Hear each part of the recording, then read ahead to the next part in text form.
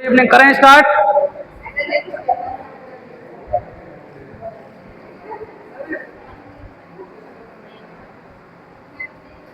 चलो देखो,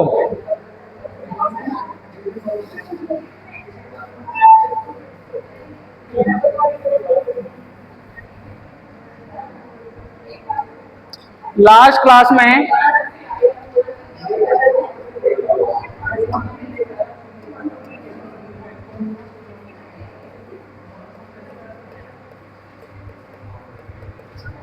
RNS equation की बात कर रहे थे अपन।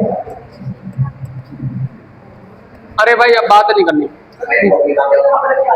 कहाँ रख दी? ऐसा क्यों कर रहे हो तुम? हाँ नीचे रख दी क्या? कोई बात नहीं, चलो देखो, अपन ने बात की थी बेटा l n k equal to l N A minus E a upon R T. ये पढ़ा था क्या आरएनएस इक्वेशन के अंदर? और जो एल एन होता है ये नेचुरल लॉग होता है। क्या होता है बेटा? Natural log.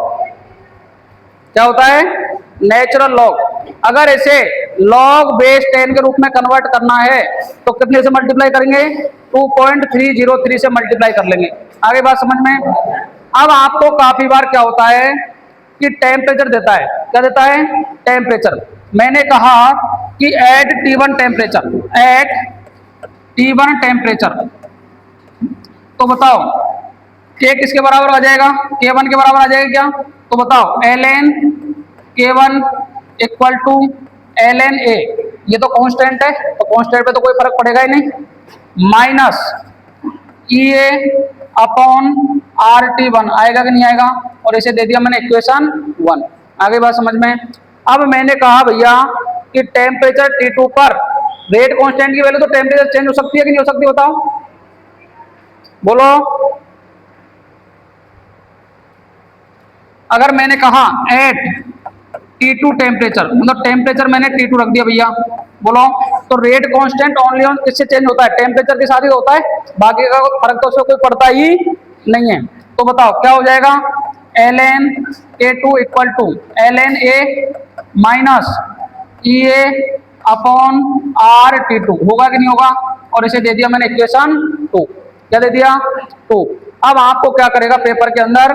टेम्परेचर T1 भी देगा और टेम्परेचर T2 भी देगा, और उस पर एक K1 की वैल्यू दे देगा और एक पूछेगा भैया K2 की वैल्यू क्या होगी, मतलब रेट कांस्टेंट की वैल्यू क्या आएगी T2 टेम्परेचर पर। तो कैसे निकालोगे बताओ?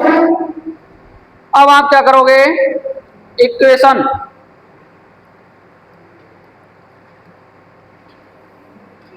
इक्वेशन 2 माइनस 1 करोगे, मतलब दो में से एक को क्या कर देंगे?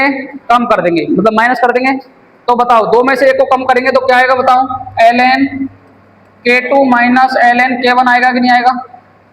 लेफ्ट साइड को लेफ्ट साइड में से कम करेंगे और राइट साइड को राइट साइड में से। अब ln A तो कट जाएगा आपस में, कटेगा कि नहीं कटेगा? ln A सेम आएगा और ln A यहाँ भी सेम है, तो ln A से ln A कट जाएगा। बताओ, माइनस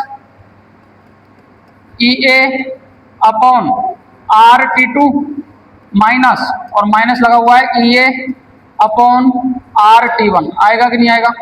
बोलो भाई, 2 में से 1 को माइनस कर रहे हैं। अब आपको पता है ये माइनस और ये माइनस प्लस हो जाएगा नहीं हो जाएगा? होगा कि नहीं होगा? बोलो, हो जाएगा। तो अगली कंडीशन में क्या लिख सकते हैं? ln K2 minus ln K1 equal to EA upon RT1 minus EA upon RT2 लिख सकता हूँ नहीं लिख सकता? बोलो, क्योंकि देखो ये प्लस हो जाएगा, प्लस वाले को मैं आगे ले आया, माइनस वाला पीछे चला जाएगा, कोई परेशानी? या फिर अगर आपको ऐसा है तो माइनस का मल्टीप्लाई कर दो इसके अंदर, माइनस का मल्टीप्लाई करोगे तो प्लस हो जाएगा ये, ठीक है। अब मेरे को बताओ, EA और R तो सेम है सभी के लिए, तो EA R को क्या ले लोगे भैया? K2 minus ln K1 equal to EA upon R, ये तो ले लिया मैंने कॉमन, मतलब यहां से बाहर निकल जाएगा EA R। तो बताओ क्या बचा? 1 upon T1 minus 1 upon T2 बचा क्या? बोलो भाई, बच गया। अब अगर मुझे लिखना है तो आप जानते हो ln K2 माइनस K1 क्या होगा? ln K2 divide by K1 होगा कि नहीं होगा? क्योंकि ये L N A upon B है। L N A upon B क्या होता है? L N A minus L N B. तो क्या आ गया बताओ? ई ए अपॉन आर, और ये आ गया T two minus T one upon T one into T two. ये फॉर्मूला आपको क्या होना चाहिए बेटा? याद होना चाहिए। जब भी दो टेम्परेचर आपको देगा तो आपको ये पुट कर देनी है वैल्यू। अब आप जानते हो एल एन को लॉग में चेंज करना, जानते हो क्या? तो एल एन को लॉग में चेंज करोगे तो यहाँ मल्टीप्लाई होगा, और जो यहाँ मल्टीप्लाई होगा चीज वो यहाँ किस में चली जाएगी? डिवाइड में। आगे बात समझ में? तो बनाओ ये, और लॉग वाली भी मैं आपको लिख देता हूँ टर्म एक बार। Log K two upon K one equal to E a upon 2.303 R T two minus T one divide by T one into T two. ये अगर लॉग में वैल्यू है तो इससे आप क्या निकाल लोगे भैया? अब देखो, यदि आपको ई ए निकालना हो तो निकाल सकते हो एक्टिवेशन एनर्जी, रेट कांस्टेंट के टू निकाल सकते हो, अगर पूछेगा तो के वन निकाल सकते हो, टेम्परेचर निकाल सकते हो। मतलब एक वेरिएबल, सारे वेरिएबल हैं ये, कुछ भी डाटा दे देगा आपको। आप टेम्परेचर भी पूछ सकता है आपसे, आपसे ये भी पूछ सकता है, आपसे के भी पूछ सकता है, लेकिन आपसे आर नहीं पूछेगा कभी भी। आर क्या होता है? गैस कांस्टेंट, और गैस कांस्टेंट की वैल्यू फिक्स होती है। आगे बात समझ में? बना लो ये।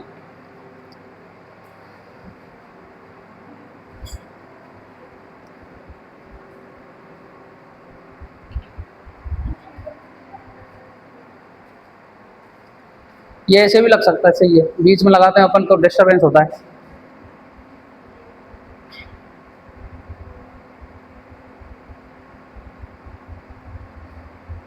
तुम्हारे मैथ वालों में क्या चल रहा है भाई? कितना हो गया तुम्हारा सिलेबस? 6 चल रहा है। कितने टोटल मैथ में?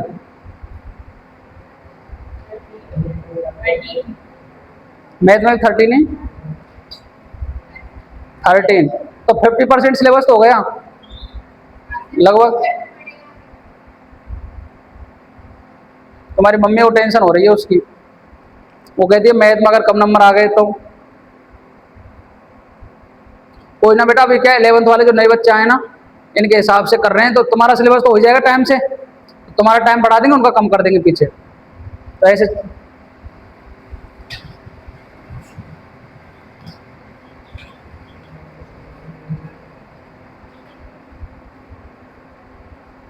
अभी हमारा सिलेबस हो जाएगा जब मैथ वालों को टाइम दे देंगे अपन।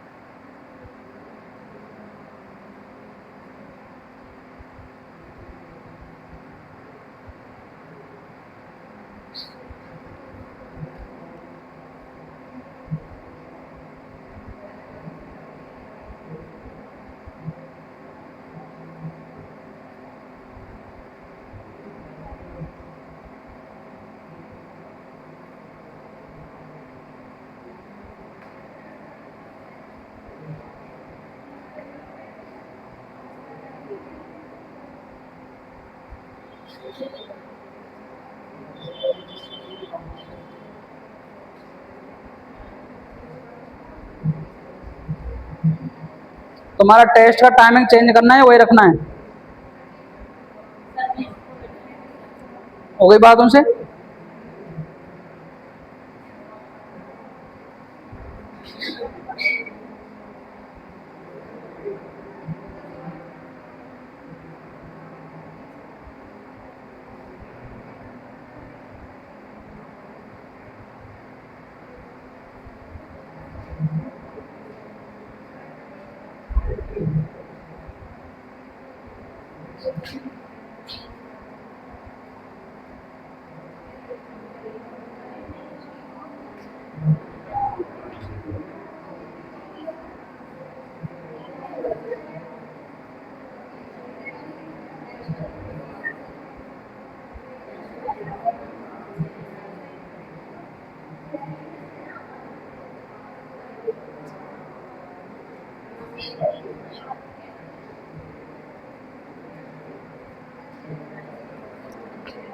चलो भाई, चलें आगे।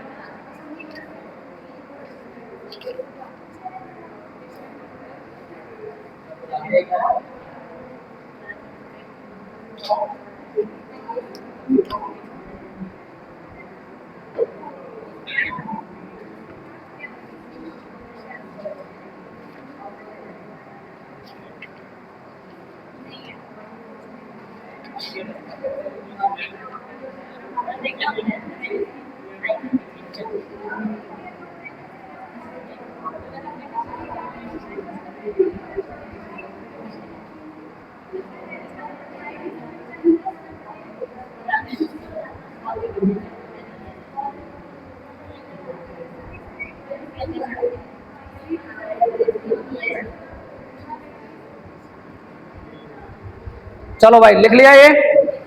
अब अपन देखते हैं कि एक होती है एक्टिवेशन एनर्जी और एक होती है थ्रेशोल्ड एनर्जी। क्या होती है? Threshold energy. तो हेडिंग डालो आप,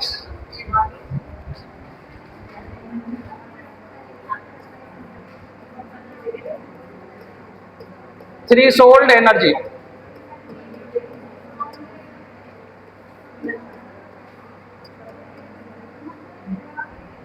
थ्रेशोल्ड एनर्जी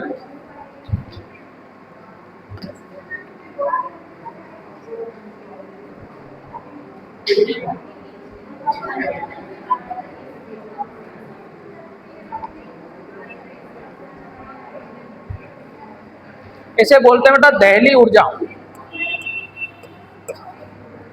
दहली ऊर्जा। देखो रासायनिक अभिक्रिया के रासायनिक अभिक्रिया के रासायनिक अभिक्रिया के संपन्न होने के लिए रासायनिक अभिक्रिया के संपन्न होने के लिए अभिकारक अणुओं की अभिकारक अणुओं की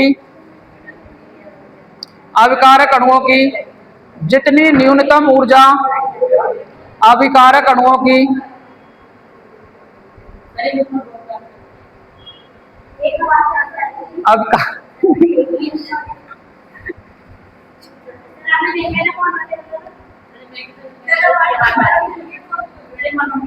चलो अभिकारक अणुओं की जितनी न्यूनतम ऊर्जा होती है, अभिकारक अणुओं की जितनी न्यूनतम ऊर्जा होती है उसे उसे दहली ऊर्जा कहते हैं। दहली ऊर्जा कहते हैं। मैं पूछूंगा अभी, ये चैप्टर कंप्लीट हो जाएंगे ना, उसके बाद ये एक जो माइक है ना इसके अंदर ये जो लगा हुआ है ये तुम्हारे लिए, ये इधर खड़ा करके फिर ये तुमसे सवाल करवाऊंगा मैं क्वेश्चन। अब जितनी बातें करनी है तो मैं कर लो। मेरा एक बुक तो हो गई कंप्लीट, कल परसों कभी भी जब नंबर आएगा। चलो लिखो लिखो the total minimum energy the total minimum energy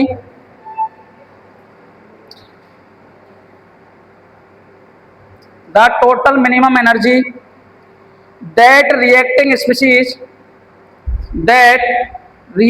species must possess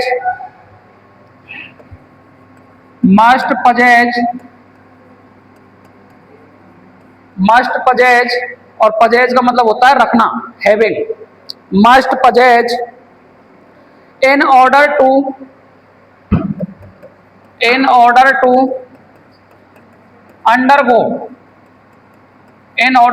undergo effective collision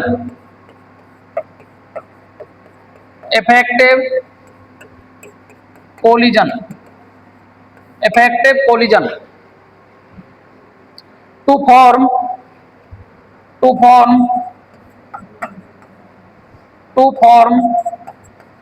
product molecules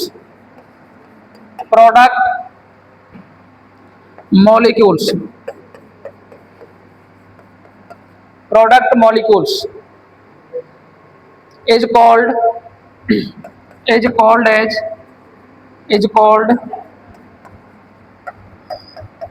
threshold energy। मतलब भैया कोई भी रिएक्टेंट दे रखा है ना, उसके पास कम से कम इतनी एनर्जी तो होनी चाहिए कि वो किस में कन्वर्ट हो जाए, प्रोडक्ट में कन्वर्ट हो जाए। जो मिनिमम एनर्जी होती है ना, उसे क्या बोलते हैं अपन, थ्रेशोल्ड एनर्जी। क्या बोलते हैं, थ्रेशोल्ड एनर्जी। नेक्स्ट डालो activation energy. Activation energy, activation energy, सक्रियण ऊर्जा क्या बोलते हैं इसे, सक्रियण ऊर्जा। अब देखो समझो बात को, अगर रिएक्टिंग मॉलिक्यूल्स है, मतलब रिएक्टेंट के अंदर यदि मिनिमम एनर्जी होगी तो सक्रियण ऊर्जा यही तो होती है, ये दीवार ही तो है सक्रियण ऊर्जा, यही है। अगर इसको पार कर जाएगा एलिमेंट तो प्रोडक्ट बना लेगा, और यदि पार ही नहीं कर पाएगा तो बनाएगा कि प्रोडक्ट नहीं बना पाएगा। तो एक्टिवेशन एनर्जी क्या होती है, किसी भी रिएक्टेंट को प्रोडक्ट में कन्वर्ट होने के लिए जो मिनिमम एनर्जी की रिक्वायरमेंट होती है उसे क्या बोलते हैं अपन, सक्रियण ऊर्जा। और रिएक्टेंट रिएक्शन करके प्रोडक्ट जो बनाएगा वो क्या होती है, थ्रेशोल्ड एनर्जी। आगे बात समझ में। तो या फिर दूसरा काम करें कि जो रिएक्टेंट है, रिएक्टेंट से एक्टिवेटेड कॉम्प्लेक्स क्या बने, एक्टिवेटेड कॉम्प्लेक्स का फॉर्मेशन होता है, उसके लिए जितनी मिनिमम एनर्जी की रिक्वायरमेंट होती है उसे क्या बोलते हैं, एक्टिवेशन एनर्जी। मतलब यहाँ एक्टिवेटेड कॉम्प्लेक्स बनेगा, उसी से प्रोडक्ट बनेगा। ठीक है, अब दो काम होते हैं हमारे पास में, जैसे यहाँ से रिएक्टेंट कन्वर्ट होकर प्रोडक्ट में आ रहा है, एक काम तो ऐसा हो जाए कि ये तो रिएक्टेंट है भैया और यहाँ प्रोडक्ट रुक गया। अब बताओ इन दोनों में डिफरेंस है या नहीं है, बोलो डिफरेंस दिख रहा है क्या। अगर आप यहां से डंडा खींचोगे तो ये ऐसे आएगा, आ रहा है कि नहीं आ रहा। अब मेरे को बताओ ये जो डिफरेंस आया है, यहां एनर्जी रिलीज हुई है, दी है हमने, रिलीज दिख रही तुम्हें, एनर्जी दी है, तो यहाँ डेल्टा एच क्या होता है बेटा, पॉजिटिव। तो ये एंडोथर्मिक प्रोसेस होते हैं। कैसे होते हैं, एंडोथर्मिक प्रोसेस। एक मैंने क्या किया, रिएक्टेंट को कन्वर्ट किया प्रोडक्ट में, ठीक है, ये रिएक्टेंट की एनर्जी है, ये किसकी एनर्जी है, रिएक्टेंट की। और बताओ ये किसकी एनर्जी है, प्रोडक्ट की। किसकी है,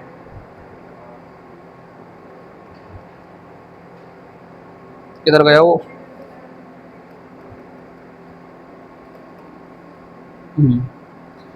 ये किसकी एनर्जी है बेटा, प्रोडक्ट की। अब मेरे को बताओ रिएक्टेंट की एनर्जी आ रही और ये प्रोडक्ट की एनर्जी आ रही है। अब बताओ प्रोडक्ट की एनर्जी ज्यादा आ रही है कम आ रही है, तो यहाँ एनर्जी रिलीज हुई है, दी है हमने, रिलीज हुई है, तो ये होता है डेल्टा एच नेगेटिव। क्या होता है इसके लिए, डेल्टा एच नेगेटिव। और जिसके लिए डेल्टा एच नेगेटिव आता है वो प्रोसेस होता है एक्सोथर्मिक। कैसा होता है, एक्सोथर्मिक, ऊष्मा क्षेपी। आगे बात समझ में, तो वही लिखना है अपने को। चलो बनाओ, ये तो हटा दूं,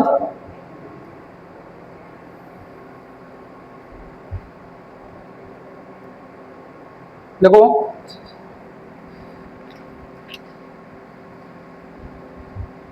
it is extra energy, it is extra energy,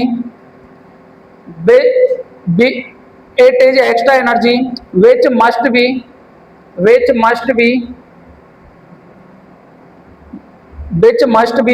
possessed by reactant molecules so that collision between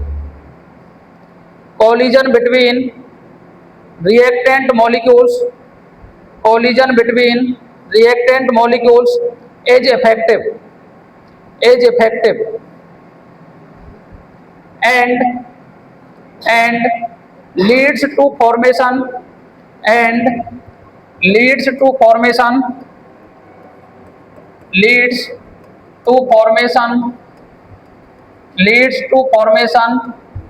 of product।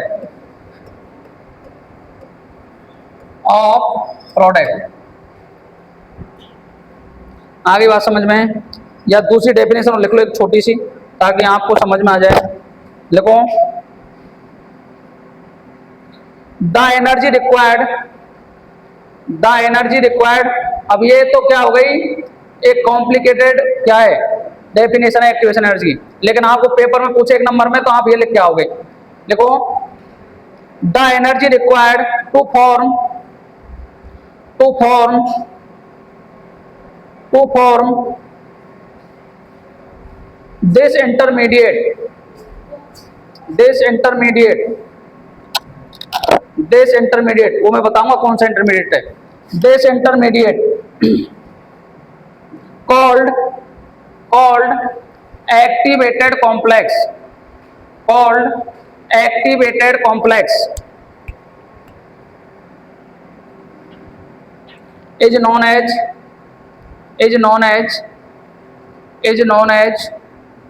Activation energy. मतलब आपको एक्टिवेटेड कॉम्प्लेक्स का फॉर्मेशन करने के लिए जितने मिनिमम एनर्जी की रिक्वायरमेंट पड़ेगी उसे क्या बोल देंगे भैया, एक्टिवेशन एनर्जी। आगे बात समझ में, तुम लिखोगे, लिखो लिखो भैया, सक्रियण ऊर्जा अभिकारक अणुओं के लिए आवश्यक अभिकारक अणुओं के लिए आवश्यक न्यूनतम अतिरिक्त ऊर्जा जिससे वह उत्पाद में परिवर्तित हो सके, सक्रियण ऊर्जा कहलाती है। अरे भाई नहीं, सक्रियण ऊर्जा कहलाती है। अब समझना ग्राफ,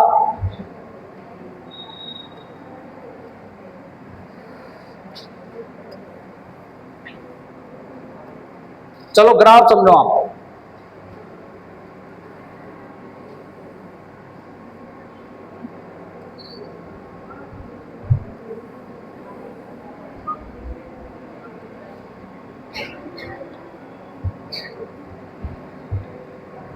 यहां है बेटा पोटेंशियल एनर्जी इधर तो, और इधर है प्रोग्रेस इन रिएक्शन, प्रोग्रेस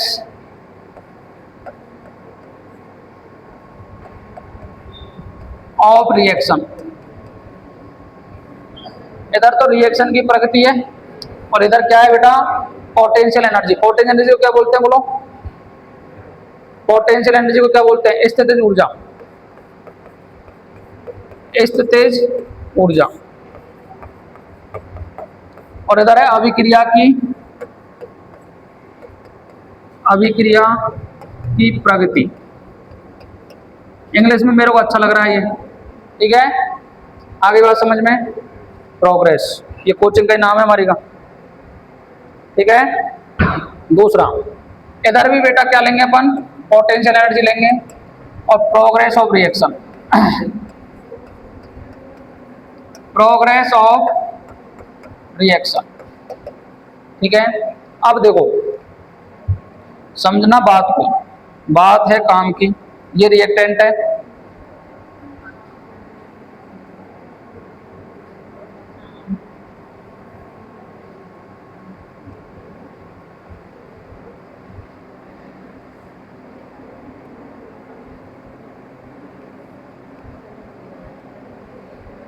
इसको और लंबा कर लें थोड़ा।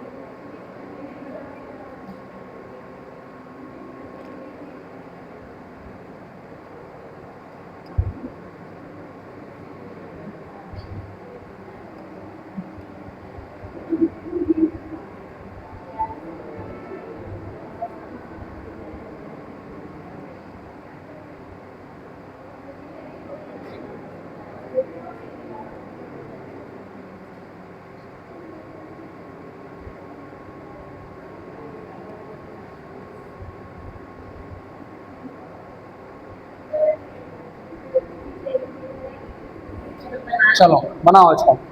अब देखो ये है बेटा रिएक्टेंट, कौन है? रिएक्टेंट। और ये कौन है? प्रोडक्ट। ये भी कौन है? रिएक्टेंट है। और ये कौन है? प्रोडक्ट है। यही है, ठीक है। और ये जो बन रहा है यहां, ये ऊपर वाला हटा दूं मैं अब।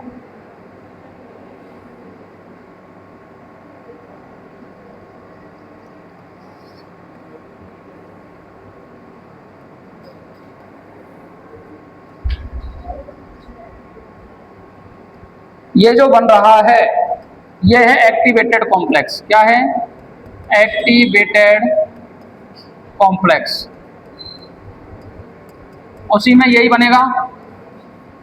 ये है एक्टिवेटेड कॉम्प्लेक्स, एक्टिवेटेड कॉम्प्लेक्स। अब आप मेरे को बताओगे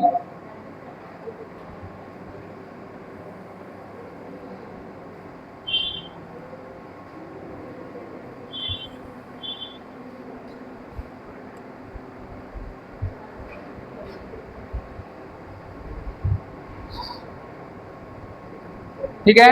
अब आप देखो यहां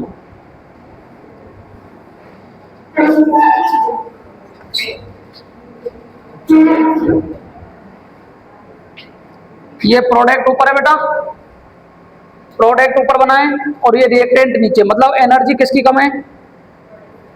प्रोडक्ट की कम दिख रही, कम है, रिएक्टेंट की कम है। रिएक्टेंट नहीं दिख रहा नीचे, ऊपर प्रोडक्ट है। तो यहां अपन ने एनर्जी दी है। क्या दी है भैया? एनर्जी दी है। तो डेल्टा एच है पॉजिटिव। क्या है? पॉजिटिव। आगे बात समझ में? लेकिन यहां देखो ये रिएक्टेंट हाई एनर्जी पर, प्रोडक्ट कहां है? नीचे। और प्रोडक्ट नीचे, तो बताओ यहां डेल्टा एच क्या हुआ है? रिलीज हुआ है क्या? बोलो। Delta H negative. Delta H negative. Negative आता है तो कैसा होता है? एक्सोथर्मिक। कैसा होता है बेटा? एक्सोथर्मिक। और ये कैसा होगा? एंडोथर्मिक। एंडोथर्मिक को बोलते हैं अपन ऊष्मा शोषी। क्या बोलते हैं? ऊष्मा शोषी। बनाओ एक बार। पोटेंशियल एनर्जी से देखेंगे, कोई कम रिएक्शन होती है तो उसको रुकी हुई देखते हैं अपन। चलते हुए कैसे फाइंड करोगे बताओ? ठीक है। और जो देखो ये जो एनर्जी है पूरी, इसका नाम ही है एक्टिवेशन एनर्जी। बनाओ।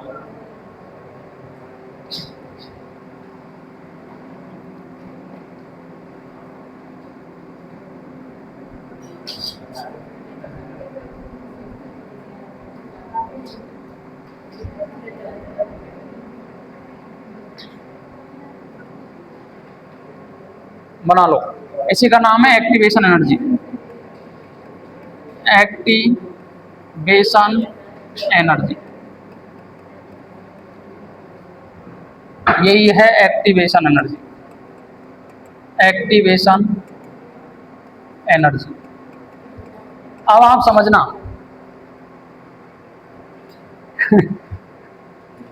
एक्टिवेशन एनर्जी में आपने देखा यहां से जो रिएक्टेंट जा रहा है ना, ये रिएक्टेंट और ये जो डिफरेंस है, मतलब डेल्टा एच और ये पूरा मिला करके यहां तक का, इसे बोलते हैं थ्रीशोल्ड एनर्जी। जो डिफरेंस दिख रहा है ना ये वाला, ये डिफरेंस, इसे बोलते हैं थ्रीशोल्ड एनर्जी। क्या बोलते हैं? थ्रीशोल्ड। और ये देखो ये भी मिनिमम ही है, तो इन दोनों का नाम ही क्या है? मिनिमम। Threshold energy. तभी तो जाकर के देखो एक्टिवेशन एनर्जी के अंदर थ्रीशोल्ड एनर्जी भी आती है और ये बेसिक वाली एनर्जी भी आती है, जो रिलीज हो रही है या देनी पड़ रही है। तभी तो बोला है मिनिमम एनर्जी। और इसमें क्या बोला है अपन ने? Extra energy. क्या बोला है? Extra energy. डेफिनेशन में देखो, बनाओ फटाफट। हाँ हाँ, मिनिमम इतनी तो चाहिए ही कम से कम। तो ये पूरी हो गई ना, जैसे ये वाली है, जैसे ये देखो ये है, तो ये डेल्टा एच है और ये हो गई थ्रीशोल्ड। जब पूरी को बोलते हैं अपन एक्टिवेशन एनर्जी। आगे बात समझ में? बनाओ फटाफट। इतना टेंशन नहीं लेना, आपको इतना बना देना है। ठीक है। ये ग्राफ आपको बोर्ड में नहीं मिलेंगे, ये नीट में आए हुए ग्राफ हैं दोनों, और एनसीईआरटी में बना रखे थे, वही बना रखे, एक बना रखा है मैंने, दोनों बना दिए।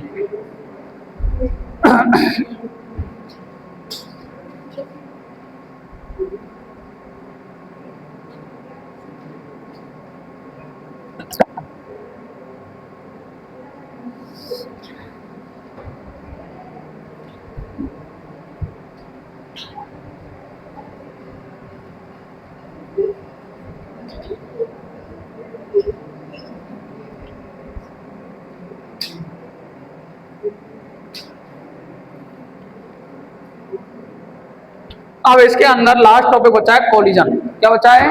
कॉलिजन। वो हमारा कल कंप्लीट हो जाएगा, परसों। कल तो आपका रेस्ट है, आराम से एंजॉय करो संडे, ठीक है।